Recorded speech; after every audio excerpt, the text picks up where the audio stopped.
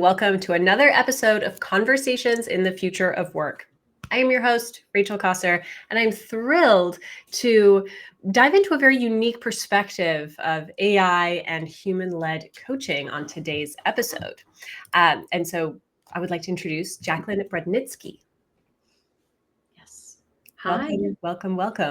Thank you. Yeah, it's great to have you on the show. You want to share a little bit about yourself and what you're up to these days? Sure. Thank you, Rachel. Well, I'm Jacqueline Brodnitzki. I work for BTS. We're a global consulting firm. We help companies with the people side of strategy, and we're partnered with Rachel and Virtual Sapiens using your AI enhancements for our digital Speak Like a Leader program that many companies are using. And I lead our executive and team performance team. And so we're a global COE that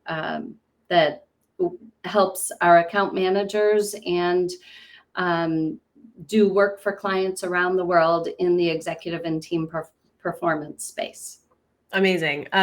So excited to have you on the show today. And we're going to get into a variety of different questions around, how you're seeing AI evolve in your space from your perspective, and especially how AI is helping professionals like yourselves enhance that human-led strategic consulting and work. So the first question, just personal to you, right? Like, I'm really curious to hear from a lot of people how your own journey becoming familiar with AI and applying it to your work with executives. Like, what was that, or how has that journey been for you? Well, first, I am still a novice. I want to make that clear. I use AI, yet I would not categorize myself as an advanced super user. However, over the past couple of years, I've been using it personally as well as for work. And it's really just been a process of experimenting, identifying ways that could help me be more efficient, and then testing and learning my way forward. So personally, I've used it to help a family member think about all their different medications they're taking and any potential interactions that they might have.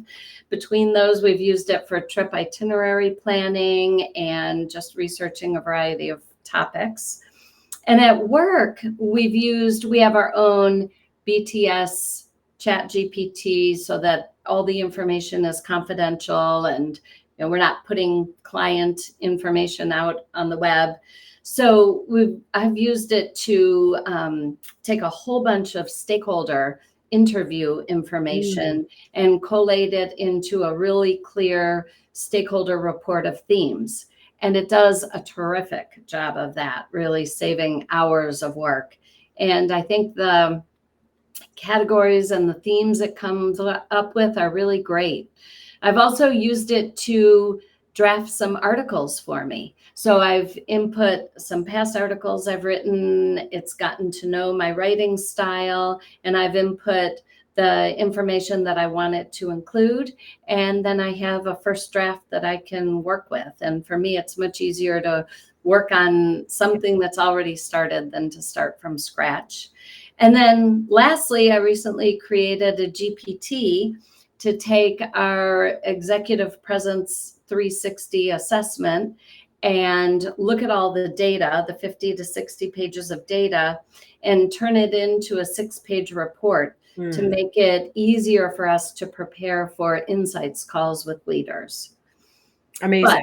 But of course, all of this, and the big but, is that it all requires heavy editing, scrutiny, making sure that the information is accurate, and overlaying our own thinking to make sure that it's quality output, something that we'd want to present to a client. So, it's really important because it does hallucinate, as we know. Yeah. So, have you found that there are certain either repeated ways of communicating that the AI has, or things that you're constantly going to edit? I'm just curious if there are any like specific words or a tone that you're like, oh, that's like not really what we're going. Like, do you notice patterns in that sense? I've not actually noticed that, but I think maybe it's because I've given it the input. Mm-hmm.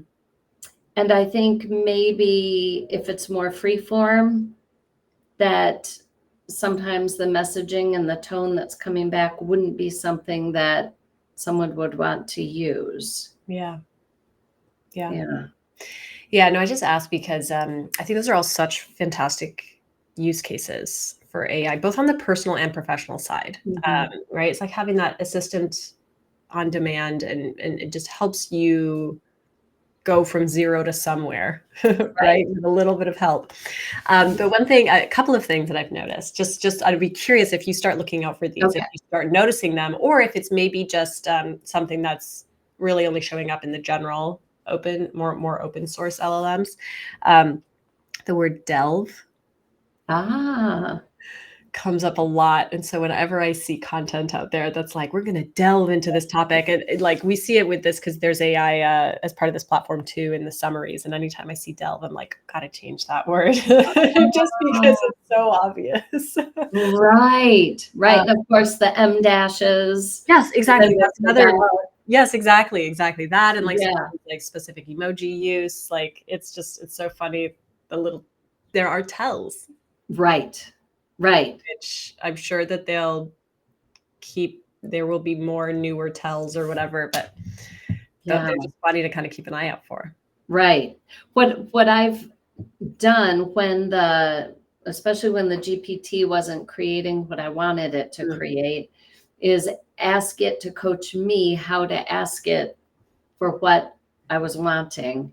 And that was really valuable because it would give me instructions. But then, of course, I found those weren't foolproof either. Yeah. So the instructions sometimes work, not always work. So it requires a lot of patience. Yes.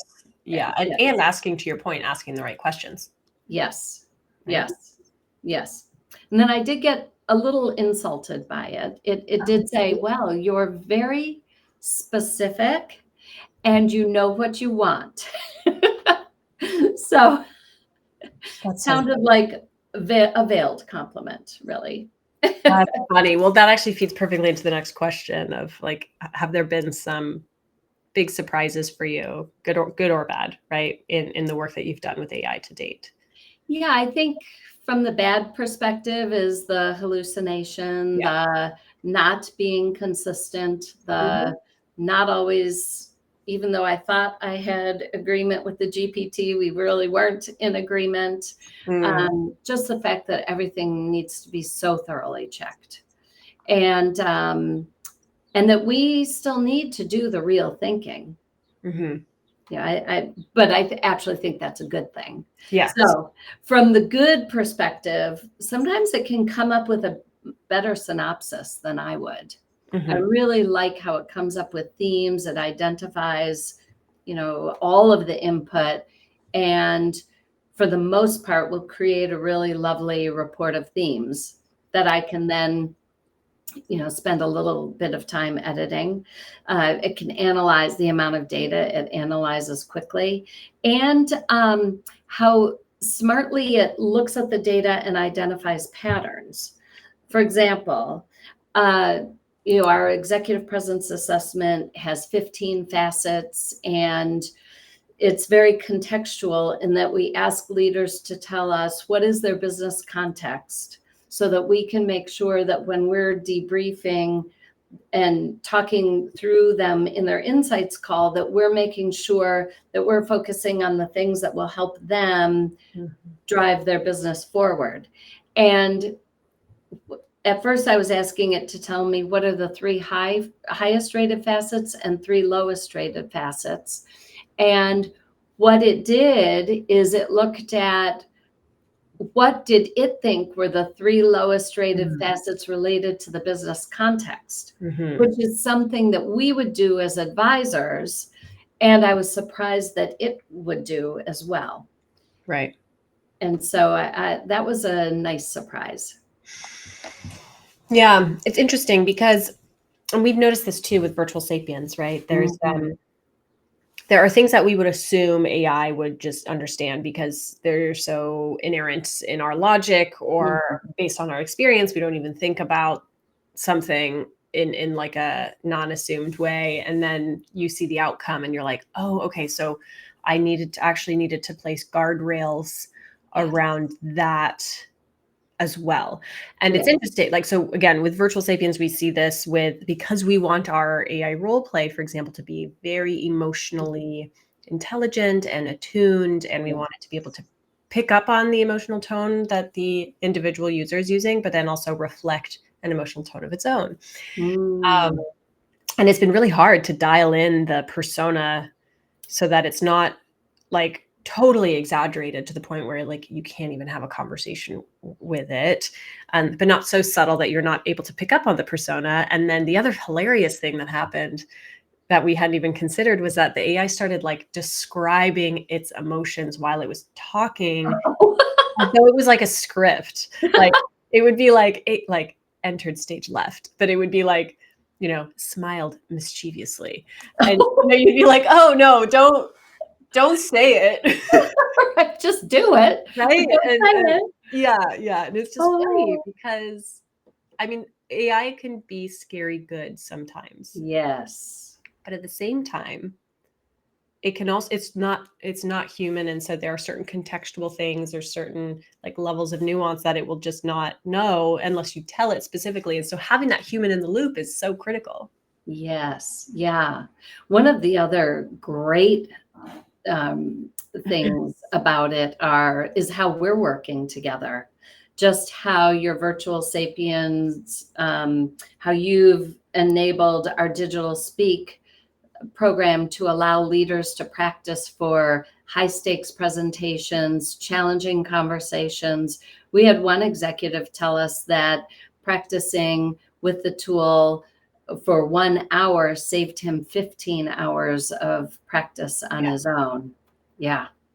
And the reporting is incredible to be able to look at all the filler words that we use, to look at gestures. And, one time it told me that I needed to wear more jewelry.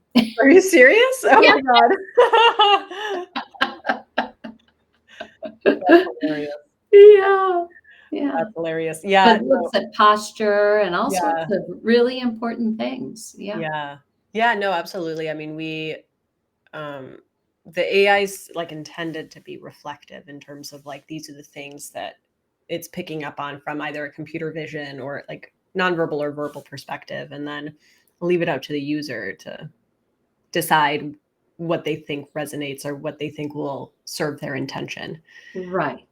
And that's kind of the other, like finding the balance between the AI's job and then the human's job. And we feel that when it comes to actually integrating or making decisions in terms of which behaviors they would like to lean into or would like to avoid or whatever, that's always up to the user. And ideally the user in partnership with their coach. Right. Yes, absolutely. Yeah. So interesting. So you've mentioned a number of ways that you're using AI. Looking ahead, do you foresee any like really interesting unlocks, or are you ever like, oh, if we could get to a point where AI could do X, Y, or Z, that would really take it to the next level? Do you have any thoughts around that? Well, I just think about it in terms of leadership. And so right now, so many leaders, clients of ours, are learning how to use AI. And they're also needing to learn how to lead in a world that's being shaped by AI. And I was just reading a McKinsey article called The Inner Game of Women CEOs. This applies to all CEOs, but it talks about how important human-centric attributes like being self-aware, being humble, being resilient, how important those are going to be. And so I think it's all about, how do we help organizations shift behaviorally, and how do we help leaders think differently? How do we help them enable their teams to collaborate differently and to make decisions in AI augmented environments. I think it's going to be really, really important. And so the human side of leadership is going to maybe even become more important than it ever has been. And so I think we can't lose sight of that. Right. I was actually thinking about that exact thing. So we're doing some big website updates and just really thinking about like what is the deep need that our platform can support. And because a lot of the world is hybrid, there's in person, there's virtual, there's such tech enabled, there's such AI enabled, content, and that really focusing on human skills, right? These, I've always had an issue with this like soft skill classification. Right. It's not soft. It's Yeah. strategic. It's important. It's invaluable. Yeah. It's critical now more than ever.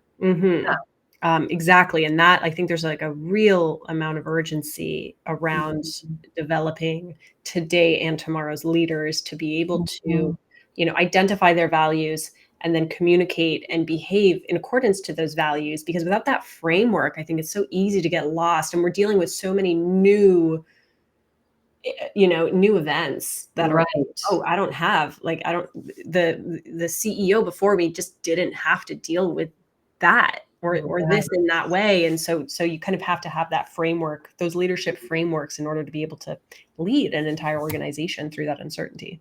Absolutely. Absolutely. Yeah. Yeah. And I think in all the ways that AI isn't better than us, like in terms of context, conscience, curiosity, that makes it more and more important for leaders to demonstrate those qualities and to bring that into the work environment. And so, yeah, I think it's interesting how this, I don't know how the evolution will play out. Yeah. Do you have any ideas, Rachel? I'm curious what you're imagining for the future. Yeah, I mean, I think that at least from what we're observing is that a lot of companies are still really trying to develop their processes around AI in terms of, what should be allowed in what ways, what's considered ethical, like what are, I think, and I think that that's necessary work. At the same time, I don't think that there's a way to know. Yeah. To know. And so I think companies have to kind of, I like decide, like take their stance in terms of like like to what level are we going to be, AI powered, and then how can we ensure that the human skills and the human touch are not lost, right? And I think a perfect example of this that we see a lot is like, there are some companies who develop AI technologies to replace the human, even from a very personal level, right? To clone someone's video and then have that video kind of be deployed as an outbound sales approach, right? And so, of course, like at face value, you're like, well, if it's done really well, then that's great. But I'm kind of like, I don't know, like I think outbound sales and outreach is already so impersonal that like, don't we want to be helping people connect human to human and like to ensure that there's like a certified human on the other side, and it's all like not like a deep fake, or even in meetings where like it's just like people are sending their bots to meetings, and I'm like, I don't think a human wants to be in a meeting with like 5 other bots. Right. So I do feel like there needs to be a line drawn somewhere, even though some of these things might feel like they're more efficient for value. Yeah. What we're helping leaders and their teams think about is, how do we leverage AI to make better strategic decisions? And so how are we working with it? And therefore, how are we changing our mindsets and behaviors to use AI and then to lead through it? That's sort of where we're seeing it being used. Yeah. Right. Yeah, absolutely. I mean, and there's such a way to include it and have it enhance, as we said earlier, right?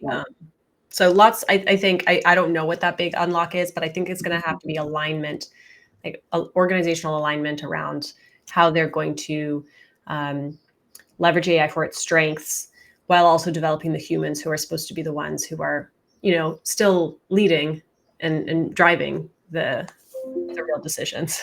Yes. Yes. Yeah. And, I'm just thinking like from a disclosure perspective, Yeah. do we know we're dealing with a bot or are we dealing with a person? And where is the ethical responsibility there? And yeah. Yeah. So that'll be interesting to see. Mhm. Before we hopped on, Jacqueline, you and I had kind of touched on this a little bit, but as facilitators, coaches, trainers, executive advisors, et cetera, the intersection between, again, the human facet of the work and now this tech enabled one is like glaring, right? You can't really ignore it. So I get asked by facilitators all the time, like, how do I use AI and what's the right way to use it? But then I always notice there's a struggle there too, where they're like, I don't want to jeopardize my living with this AI that might Mhm. be more convenient, so what advice do you have for other individuals in your role who may be feeling overwhelmed by, having to grapple with AI? I think, identify tasks that we do that could be time saving with the use of AI. And so, just that consolidating a report, maybe doing some research, but then verifying. So I think it's starting to play with it and ask it questions and ask colleagues, how are you using it? What have you found that's interesting? Some of the things I've shared are things that I've learned from my colleagues, Scott Weigart and Andy Atkins. And then most importantly, verify all output. And don't use it for something that you don't know how to do yourself. Yeah, right. Because you have to make sure that what it comes up with is what you would have come up with had you looked at it. Something that what you would have done or better. Yeah. And so it always requires an overlay of your intelligence. And then I guess lastly, I'd recommend, partner with firms like Virtual Sapiens or BTS to, who have developed these kinds of tools and these ways of working that can help you. I know we were talking about coaches and facilitators, but also leaders and organizations who can help us master difficult conversations and deliver feedback, objective feedback. Yeah. Yeah, no, absolutely. I think just starting to play around with it is such a good point, and then not being afraid to ask the questions, ask AI questions or ask peers questions. I think to your point earlier, where you're like, I'm a novice. Like, I think we all are. Like, how could we not be, right? I mean, certainly maybe some of the people who are developing the models themselves, but in terms of the applications of AI, I think that's where most of the questions sit in terms of what's possible and how we develop best practices that will allow enough freedom to use it and get work done and not get bogged down in like fear. Right. Right. But then, of course, while also making sure that there are guardrails. Yes. Yeah, absolutely. Absolutely. It's fun times. Yeah, it's really crazy. fascinating. Yeah, really fascinating. Yeah. Good for you for leaning in, though. It's so great. Well, thank you. Thank Really, you. really It's fun. Yeah.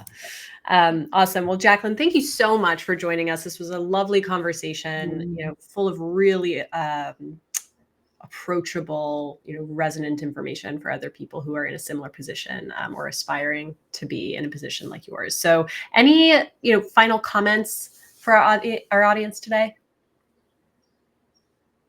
I don't know that I have any final comments. No, except thank you, Rachel. It's just such a pleasure to work with you. You are fascinating, and I guess just try to embrace it and think about.